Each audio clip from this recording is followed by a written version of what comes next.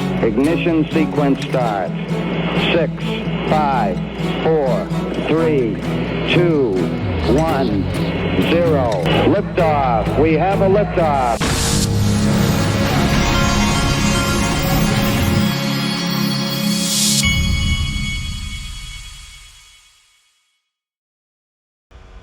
Hey everybody, this is the Digital Asset Investor, and look at Fruition Productions. If you look at their thread here, they have sold out. The LA screening is sold out, and the Scottsdale, Arizona screening is sold out. So these numbers are from yesterday. Let's see, yesterday at 3 o'clock p.m. So I'm sure all of these things are almost sold out now, but you're going to want to go check out Houston, Atlanta, DC, New York City, and Boston. And John Deaton's going to be in Boston, so you're going to want to check those out. Now, this is the page. I've got this link in the top of the description of this video. You can also go and pre-order XRP Unleashed, the documentary, and I think it gives you access to the what do they call it, the premiere or something. Anyway, there's like a prologue is what I'm trying to say. I think that's the right word. It's like a short video at the beginning, but all the things are for sale. I actually, my mother told me that she bought 4 tickets. So at one of these events, you're going to be able to meet the official mother of the Digital Asset Investor channel, and my sister. You'll be able to meet the official sister of the Digital Asset Investor channel. I'll let you guess which one. Okay, now, and I wanted to make Congress aware because they're the ones that have ignored ETHgate from the very beginning. I would send a special invitation to Senator Loomis because she is one of the main ones who has ignored ETHgate. I said, you should come to DC showing of XRP Unleashed and watch the corruption you've all been ignoring. Turns out Charles Hoskinson thinks that Cardano is going to be bigger than Bitcoin, bigger than Ethereum, bigger than everything. In 7 years' time since Cardano launched, we went from nothing to an 11-figure network.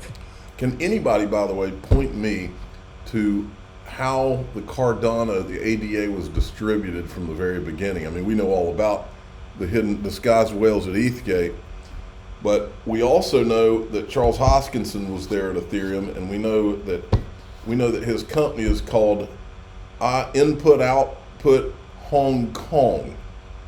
So we know that there was Chinese ties to Ethereum. I've always wondered what the Chinese ties to ADA are, and what's the distribution?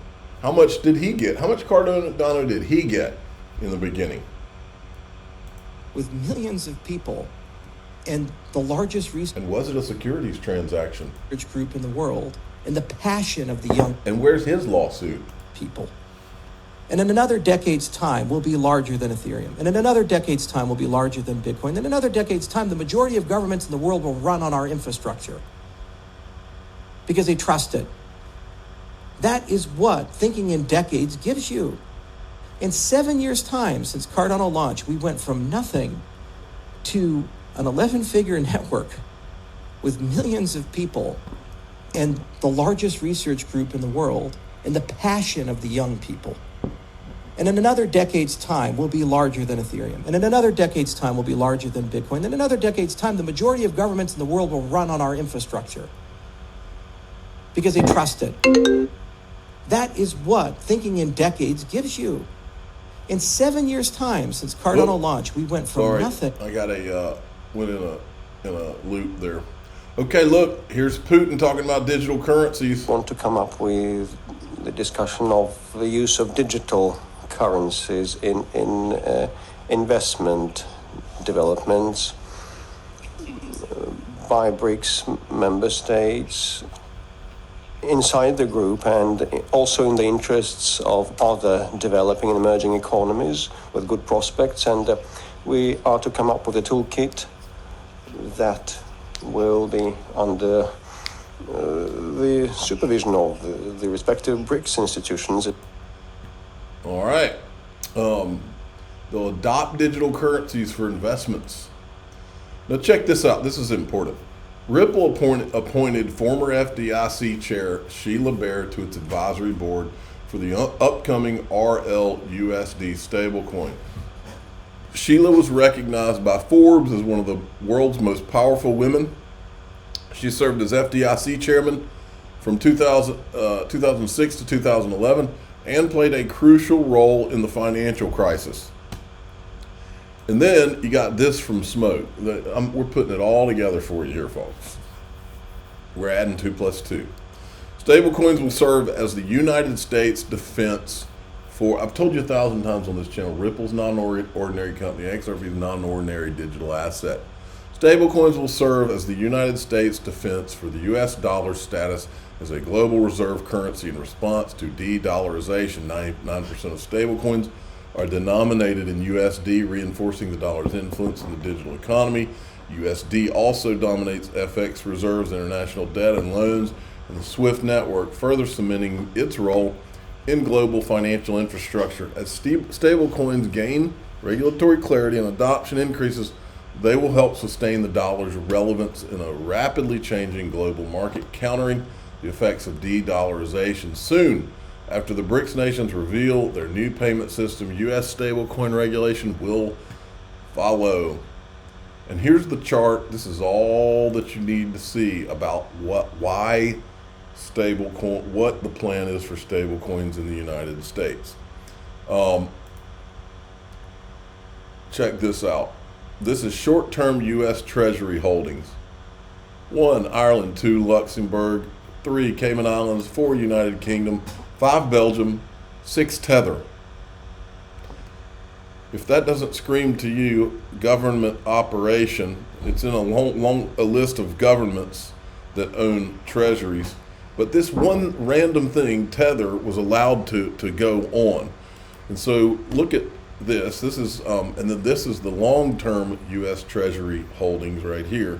So if you look down that list, it's also in a list of all of these countries.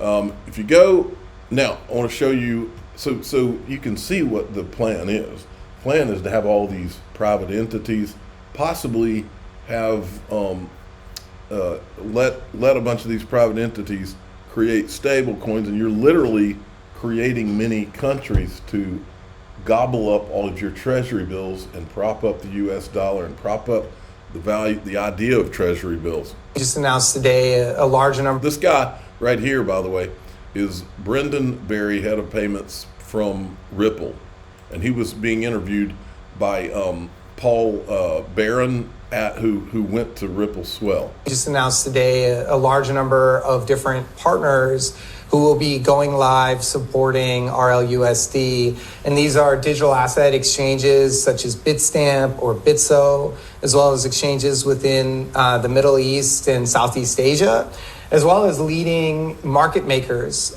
who will be supporting liquidity and order book depth across those exchanges. And that ties to what I was saying earlier, which the world needs more liquid, trusted, compliant stablecoins, and these partners will be really instrumental in helping us make that a reality. This is pretty. Just announced today a large number of. Okay, and then same guy. This is another clip. Shane, what is that today? You know, the size of cross-border payments is unfathomably massive in terms of value moving across borders. You've seen statistics pointing to $56 trillion of value moved across borders annually. You've seen other researchers point to numbers far greater than that. And those numbers are really hard to conceptualize. It really just hits on your point, which is there is a ton of money moving across border constantly. And so this is an area which is an obvious insertion point of really trying to make a difference. All right, and then there was this from the Black Swan capitalist. This is the girl. I think one of the reasons they want. I'm trying to remember her name. She's the girl that wrote a book on the island guy and talks a lot about. She's like an investigative journalist. I can't remember her name. I'm drawing a blank on it. Anyway, watch this. I think one of the reasons they want this new system that ultimately amounts to a control system is because they see it as the ultimate form of risk management. They essentially want to move to a system that's not unlike the feudal system that existed in medieval Europe. You have, a privileged, untouchable upper class and a low class of serfs.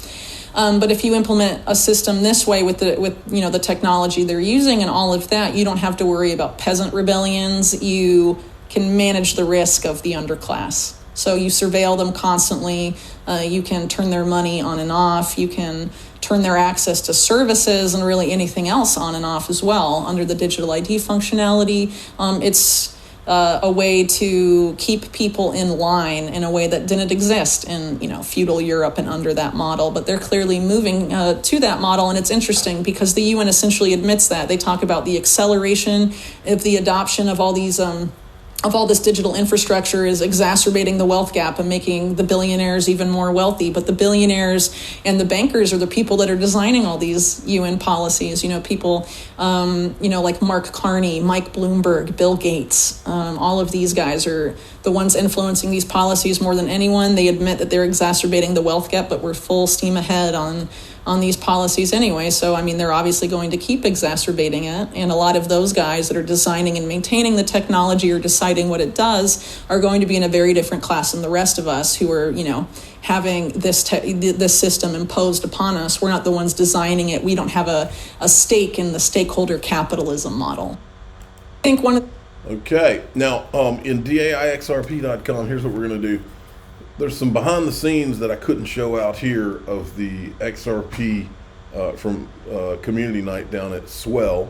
And then I've also got something, it's a massive, this is going to be huge. This is like a bomb drop that came out in the last 24 hours. I'm going to show you that. There's a day of reckoning coming, folks, and I can't wait. I'm the digital asset investor. I'm not an investment advisor. This is for entertainment purposes only. Please subscribe, hit the like button, tell your friends and family, away we go.